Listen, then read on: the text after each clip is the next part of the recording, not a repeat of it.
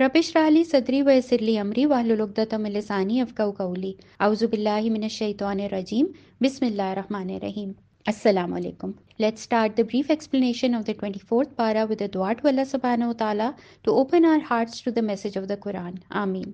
This para begins with a continuation of Surah Zumar. Allah subhanahu wa ta'ala says in verse 36, "Is Allah not sufficient for his servant? Yet they threaten you with other powerless gods beside him. Whoever Allah leaves to stray will be left with no guide." The disbelievers of Makkah used to threaten Rasulullah sallallahu alaihi wasallam with the power of their idols. They used to warn him against saying anything about their idols, or else their gods would destroy him.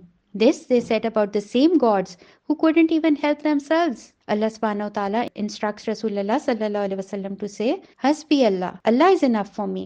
If we truly believe in this verse, then you don't need anything or anyone else. You become unconquerable because you belong to the one who can never be conquered. Then Allah subhanahu wa ta'ala says in verse 42, Allah takes the soul of the dead and the souls of the living while they sleep. He keeps hold of those whose death He has ordained and sends the others back until their appointed time. There truly are signs in this for those who reflect. Allah subhanahu wa ta'ala wants us to know that life and death are in His hand. No one has the guarantee that he will certainly get up alive in the morning when he goes to sleep at night. Similarly, no one knows what disaster could happen in a moment, and no one knows if the next moment could be a moment of life for him or of death. So always be prepared for death. Allah subhanahu wa ta'ala says in verse 47, even if the wrongdoers were to possess everything in the world twice over, they would certainly offer it to ransom themselves from the horrible punishment of Judgment Day, for they will see from Allah what they had never expected. The horrors of the Day of Judgment will be such that if people had all the treasures in the world, they would gladly give all of it to save themselves from punishment. Imagine if today you got a lot of money, more than your requirement. What would you do? You would immediately start planning how you would use it, what you would buy, where you would travel, and what not. Now imagine the Day of Judgment,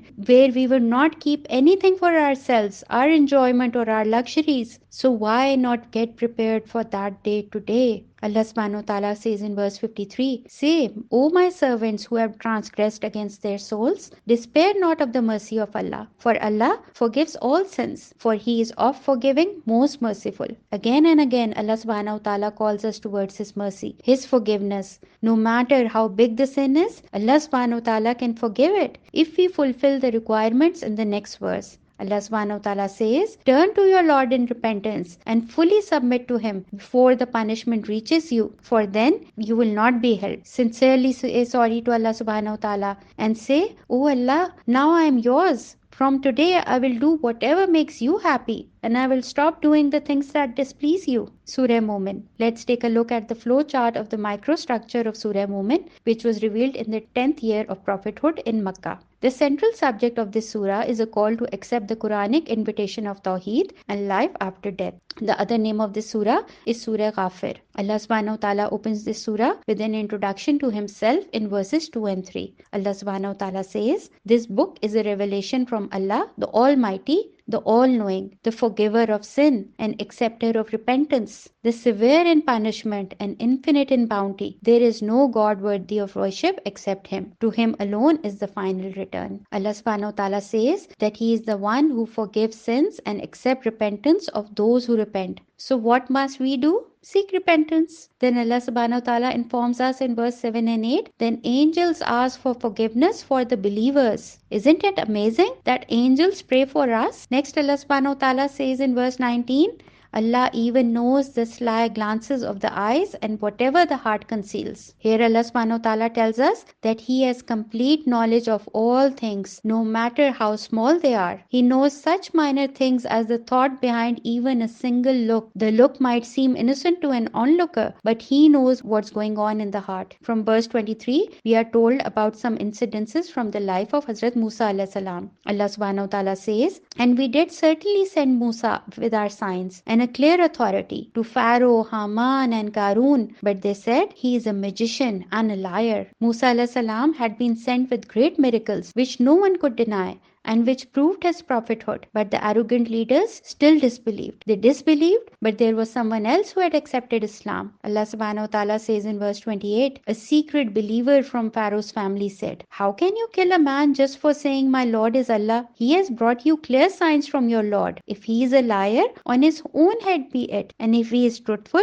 then at least some of what he has threatened will happen to you. Allah does not guide any rebellious, outrageous liar. After the single believing man in Surah Yasin, we find another hero who stood up for what he believed in. You see, in every society there is that one man or woman who has the guts to stand up for what is right, who doesn't give in to peer pressure, and who is not afraid of anyone but Allah. We also get a lesson from how he advises his community with the best of speech and manners. Another point to note is that he is mentioned in the Quran as the believer. Even though he did such a great thing, his name was never mentioned. Let's compare this with our society. We are so obsessed with names, be it the brand names or name of celebrities or influencers or even our own names. Wouldn't it be great if we too would just focus on being identified as the believer? Isn't that like the real success? Allah subhanahu wa ta'ala that informs us in verse 46 of the current situation of the Pharaoh and his other disbelieving leaders. Allah subhanahu wa ta'ala says they are exposed to the fire in their graves morning and evening. And on the day the hour will be established, it will be said, admit Pharaoh's people into the harshest punishment of hell. Their punishment started the day they died. Such treatment is not just for the Pharaoh and his people, but for all evildoers. The grave becomes either a torture chamber or a garden of paradise. May our graves become beautiful gardens from the gardens of paradise. Ameen. Allah subhanahu wa ta'ala then says in verse 47, consider the day when they will dispute in the fire and the lowly followers will appeal to the arrogant leaders. We were your dedicated followers. Will you then shield us from the portion of the fire?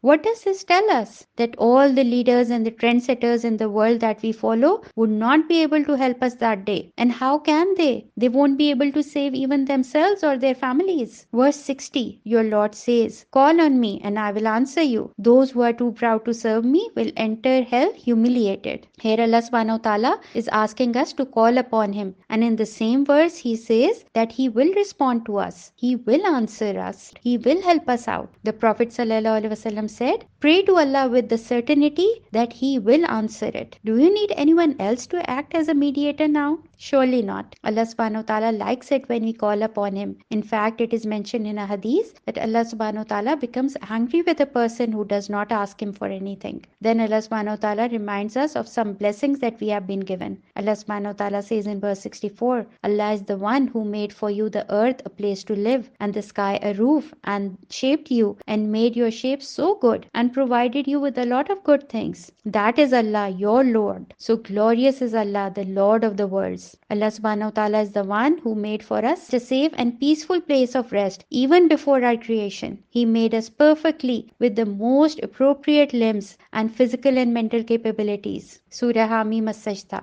Let's take a look at the flow chart of microstructure of this surah, which was revealed in the 10th year of prophethood in Makkah. The central subject of this surah is a call to accept Tawheed and believe in life after death. The other name of this surah is Surah Fussilat. The surah opens with an introduction to the Quran. It is a book which has been revealed in Arabic language. Why in Arabic? Because it is the most comprehensive and complete language. Allah subhanahu wa ta'ala chose to reveal his final message to people who had a very high sensitivity and appreciation for fine language. The Quran was to be the final text and it had to be preserved. Also, the most perfect man chosen for it for to be revealed upon also spoke Arabic. So, shouldn't we also try to learn this language? Then Allah subhanahu wa ta'ala informs us about the attitude of the kuffar to the message of Islam. They say, our hearts are wheeled against what you are calling us to. There is a deafness in our ears and there is a barrier between us and you. So do whatever you want and so shall we. Meaning, there is no way open to reach our hearts. When the Quran was being recited, the Quraysh would place their fingers in their ears, make noise and advise one another to not pay attention to what was being said. Allah Allah subhanahu wa ta'ala informs us of their actions in verse 26 and said, those who disbelieved, do not listen to this Quran and make noise during its recitation so that you may overcome. They knew well how impressive was the Quran,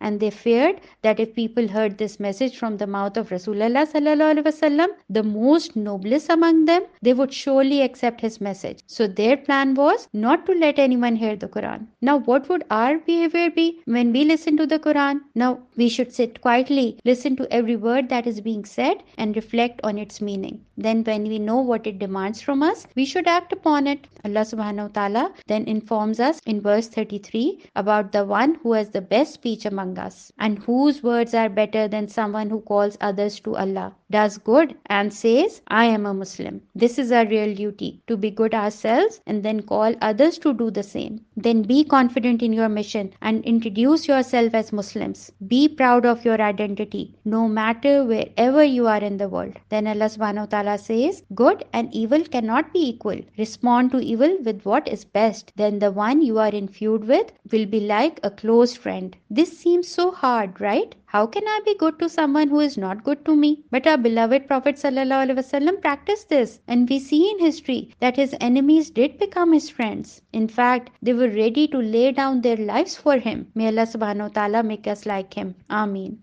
This brings us to the end of our lesson for today and to the question I am going to ask myself. The question is, what effort am I going to do from today to learn the language of the Quran? Inshallah, we will meet again tomorrow with the next para. Allah Hafiz.